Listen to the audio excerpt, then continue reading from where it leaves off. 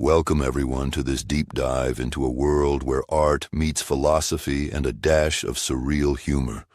We're talking about Cancel This Comic by FrizzleBob Flitzpeep. It's like a rabbit hole of creative fractures, right? Absolutely. It's one of those rare spaces that blends fractured reality with art and philosophy, all wrapped in a quirky visual style. What do you think makes it stand out so much? Well, one of the big things is the concept of Uncle FrizzleBob's fracture desk. It's not just your everyday comic. It's like a portal into alternative perspectives, exposing fractures in reality, art, love, everything in between. It's like old Rabbit-era cartoons are woven into modern musings. Right, and I love how it isn't confined by traditional narrative. There are layers, from paradox submissions to these intriguing FrizzleFix episodes. It's creative mayhem in the best possible way. Oh, totally. There's this playful invitation to submit paradox, await FrizzleFix, that really amps up the interactive nature of the work. I mean, it's like saying, hey, engage with the chaos. Yeah. Almost like a game where comments become episodes. Exactly. And the music element Frizzle Tunes adds yet another dimension. Tracks like Shelf Life Nation and All Wars Are Bankers' Wars. You're really getting a vibe that's intentionally eclectic. Yeah. And if you check the podcasts like FrizzleBob, Echoes in the Maze, or Recursive Demon, they each have their unique lengths and moods which show this evolving narrative. It's like each piece is a fragment of a larger, almost recursive story. Absolutely, and there's that playful, ironic tone across the board with titles like Cancel Culture Jam and Cognitive Dissonance Breakdown. It almost challenges the viewer to reflect on societal norms while enjoying some tongue-in-cheek commentary. Right, and on top of that, the way FrizzleBob the Fixer is portrayed, he's like a detective of the surreal, digging up fractures in not just art, but in the very fabric of reality. Yep. It's fascinating how he brings philosophy and love into the same breath as, say, old-school cartoons. It's like every piece is a conversation between eras, you know? It's where the nostalgic meets the absurd. But I wonder, isn't it a bit too disjointed a challenge for people who like clear narratives? Well, you could say that. Yeah. But that's the beauty of it. It's intentionally fractured. It's like you take a normal comic narrative and then, you add a kaleidoscope of philosophical reflections and social commentary. It goes cancel on conventional expectations, just as the name implies. Right, and it's interesting how it integrates platforms like Substack and podcasts side by side. The website not only hosts comics, but also podcasts and even Frizzle Tunes, which really multiplies the ways the audience can engage with the content. True, the cross-medium approach is super engaging. You've got visual comics, audio riffs, and even textual components that talk about meta-concepts like recursive hostage situation and third eye narratives. It's like every format reinforces the idea of an unfolding endless tapestry of creative fractures. Yeah, it's almost like an infinite canvas. And I appreciate how it also encourages user interaction. The call to submit paradox gives the audience a sense of participation, like their input might actually spark a future episode. Absolutely. It's reminiscent of how art evolves in the digital age. A continuous, sometimes messy interplay between creator and audience. Plus, the whole enter the rabbit hole vibe really sets the tone for, diving deep into the unconventional. And don't forget the intriguing titles like I Showed Roko's Basilisk My AI Deepfake Mirror. Now that's a mouthful that invokes a mix of tech, philosophy, and a splash of internet humor. It's almost self-referential in a very meta way. Exactly, and it challenges our expectations of what art can be. It's as if FrizzleBob is poking fun at the modern obsession with tech and existential dread, while also celebrating the beauty of creative chaos. It's quite a daring, philosophical, and playful twist on the norm. I completely agree, but if I may challenge one point, don't you think that sometimes the sheer randomness might alienate some viewers who are expecting a cohesive story? It's a bit, hyper-fractured. That's a fair point. However, I see that intentional disjointedness as a reflection of modern life itself. fragmented, polygonal, and multifaceted. Each piece, instead of being a single narrative, becomes a relatable piece of an ever-changing mosaic. True. That's a great way to see it. It's like our own experiences are often chaotic and non-linear. So, in a way, Cancel This Comic mirrors that reality. Yet I can see how some might still prefer a more linear storyline. Absolutely, and that's the nature of art. Sometimes it challenges you to accept ambiguity.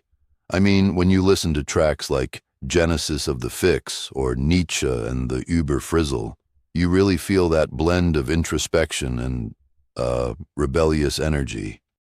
Right. Yeah, and it's cool how each podcast or track seems to come with its own timestamp and, ephemeral context, like there's a sense of urgency or timeliness such as 6 hours ago or November 30th, which really situates the work in a dynamic, ever-evolving moment. Exactly. Each timestamp adds a layer of immediacy. It reminds you that this is not static art. It's a pulse of creative expression that shifts with time. It's like you're joining a live conversation every time you click. And the interplay between content and commentary is intriguing. For example, titles like Blackout or Trumerzeit in Babylon invoke a mood that is vast and poetic, yet grounded in a sort of digital irreverence. Yes, it's almost like you're witnessing an unraveling of traditional narratives. The work is self-aware, acknowledging that modern life is filled with paradoxes and unpredictable loops. And I love the idea of comments become episodes. It's almost like a democratic narrative where the audience feeds into the ongoing story. There's a cycle of creation and reinterpretation. Exactly. The Fracture Desk isn't just a title, it's a concept, a stage where every comment, every paradox reshapes the universe FrizzleBob inhabits. It's like the comic itself is alive, in constant flux. Right. It's as if the comic encourages you to rethink what art can be in the digital era. It blurs the lines between creator and audience, archival material and live performance. Quite a feat. Absolutely. And don't even get me started on the integration of old-school aesthetics with futuristic, often anti-establishment themes. It brings to mind an analog-digital fusion where the value of the past is questioned yet celebrated. Yeah, that's a neat observation. It almost feels like a love letter to the past, but with a twist that screams modern critique. There's a kind of playful urgency to it. Exactly. And then when you dive into tracks like rhizomatic reasoning or tribal sync loops, you start to feel that underlying chaos that enlivens each narrative segment. It's like each piece is a part of a larger meta-commentary on our digital era. Right, and it just keeps layering on new ideas. The mention of AI, deepfakes, and recursive situations, for instance, shows that it's not just art for art's sake. There's a critical lens on technology and the absurdity of our current culture. And that's where the humor really shines through. It's like amid the chaos, FrizzleBob finds a way to laugh at the contradictions of modern life. This self-aware satire is both clever and provocatively deep. Yeah, indeed. Exactly, the satire here is both playful and, I'd say, intellectually challenging. It pushes us to, question our perceptions about art, culture, and the digital age. Right, and that's what makes this site so captivating. It's not simply entertainment, it's art that demands interaction, introspection, and sometimes even a, challenge to your own preconceptions. It's like art that's in constant dialogue with its audience. I get that, but, in trying to incorporate so many ideas, do you ever feel like it risks overwhelming the viewer? For instance, the blending of so many disparate elements might sometimes feel too much at once. There's definitely a risk there, yes. However, I think that's sort of the point. It's intentionally designed to provoke a response, to keep you on your toes.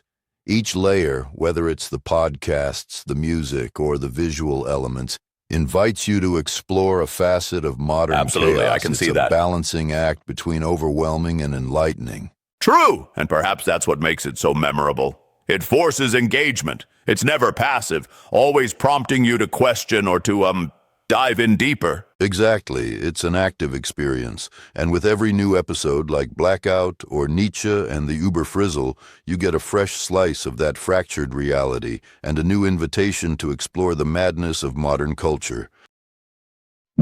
Well, after unpacking all this, I must say the creative interplay here is both exhilarating and thought-provoking. It certainly challenges the boundaries of traditional comic storytelling and, leaves the audience wanting more. Absolutely. It's a vibrant collision of narrative, music, and commentary, all mixed up in one chaotic yet brilliant digital space. And, I think it opens up endless avenues for, questioning everything from art to identity in the modern world.